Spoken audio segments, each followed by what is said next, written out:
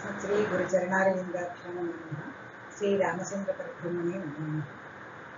चूडामणि पुरोगतः वलयकुटवासुकिः भवो भूतभव्याय लीलाकारः।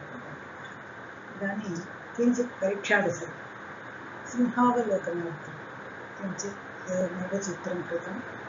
तत्तु पुनरावृत्ति शीघ्ररूपेण पुनरावृत्त्यर्थं किञ्चित् उपयोगः भवति इति कारणात् यदि मंगलवादे पूर्वपक्षः भवति मंगलाचरणं लब्धमिति, सिद्धान्तपक्षः भवति सिद्धान्तपक्षे प्राचीनैयायिकार्थं भवति समाप्तिफलकत्वमेव तत्र मंगलवादस्य प्रयोजनमपि। नव्यनैयायिका तु विघ्नध्वंसाय एव फलं, तद्वारा विघ्नः नास्ति चेत् समाप्तिः जायते। तदेव कार्वत्यहेतुना ईश्वरसिद्धिः पूर्वपक्षः भवति, शरीर अजन्यत्वहेतुना सत्प्रतिपक्षः तत्र स्थाप्यते। किन्तु कार्यकारणभाव अनुकूलतर्केण पूर्वपक्षस्य निरसनं क्रियते सिद्धान्तवादिभिः।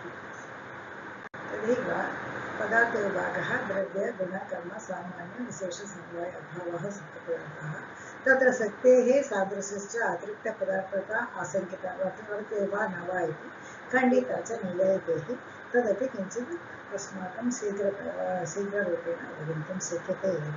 पदस्य अर्थः पदार्थः, पदार्थत्वं द्रव्यादि सत्ता अन्यतमं व्याप्यते। द्रव्यविभागः पृथिवी जल तेजो वायुवाकाश कालभेदात्म मनसि भवति। द्रव्यत्वं पृथिव्यादि नव अन्यतमत्वव्याप्ये भवति। द्रव्यत्वजातमत्वं गुणवत्वं वा द्रव्यसामान्यलक्षणं।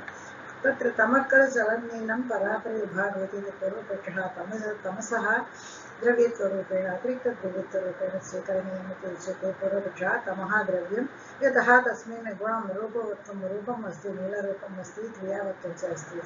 सिद्धान्तपक्षः किं वदति, आलोकभावः एव इदं तमः, यद् स्वयं द्रव्यं न भवति, नीलक्रियाप्रतीतिः भ्रान्तिः एव। नीलत्वं वा क्रियाप्रतीतिः वा तत्र भ्रान्तिरेव इति सिद्धान्तवादिभिः उच्यते।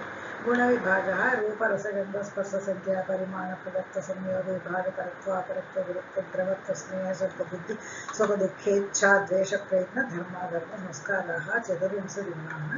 द्रव्यत्वभिन्नत्वे सति कर्मत्वभिन्नत्वे सति सामान्यवान् गुणः गुणलक्षणं भवति। उत्पन्नमेनश्च द्रव्ये नास्ति खलु इत्युच्यते चेत् गुणसमानाधिकरण द्रव्यत्वव्याप्ति जातिमत्वं तत्र वक्तव्यमस्ति।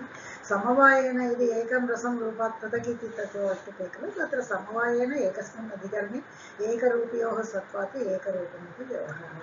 किञ्चित् सङ्ग्रहेण परीक्षासमये द्रष्टुमेव एतत् कृतम् एवमस्ति।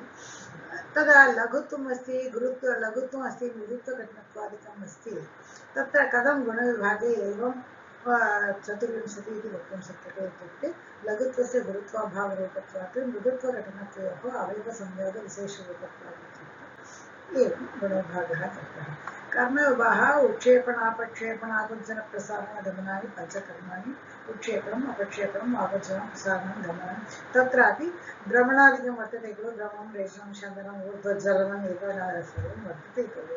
तेषां का गतिः इत्युक्ते ते सर्वेपि गमने एव गमने एव तेषाम् अन्तर्भावः इत्युक्तं स्यात्। सामान्यलक्षणम् इत्यत्वे अनेकसंवेदत्वं सामान्यलक्षणं भवति। सामान्यत्वं परसामान्यत्व अपरसामान्यत्व अन्यतरव्याप्यत्वं भवति। न्यायबोधिन्याम् अस्य लक्षणं यसामान्यत्वे सति विशेषान्यत्वे सति समवेतत्वम् इत्युक्ते परसामान्यं भवति किं द्रव्यगुणकर्मसु वर्तमाना सत्ता जातिः भवति। पृथिव्यादपेक्षया द्रव्यत्व गुणत्वकर्मत्व गमनत्वादिकं वर्तते खलु, तत्र रूपत्वं गमनत्वम् एतत् सर्वमपि परसामान्यं भवति। तदैव तद् घटत्वाद्यपेक्षया घटपटादिकाद्यपेक्षया पृथिवीत्वं परसामान्यं भवति। पृथिवीत्वादपेक्षया द्रव्यत्वादिकं परसामान्यं भवति। द्रव्यगुणकर्मसु वर्तमान सामान्यजातेरेव सत्ताजातेः तत्र परसामान्यम् इत्युच्यते। सत्ताभिन्नद्रव्यत्वगुणत्वकर्मत्वजातेः अपरसामान्यं भवति। तदेव द्रव्यत्वादपेक्षया पृथ्वीत्वादि भवति अपरसामान्यं। पृथ्वीत्वाद्यपेक्षया घटत्वादिकमपि परसामान्यं अपरसामान्यं भवति। परम् इत्युक्ते श्रेष्ठम्, अपरम् इत्युक्ते तदन्यत्। एवमेव परसामान्यम् अपरसामान्यम् इति सामान्यलक्षणं तत्र उक्तम्। नमस्कारः, धन्यवादः।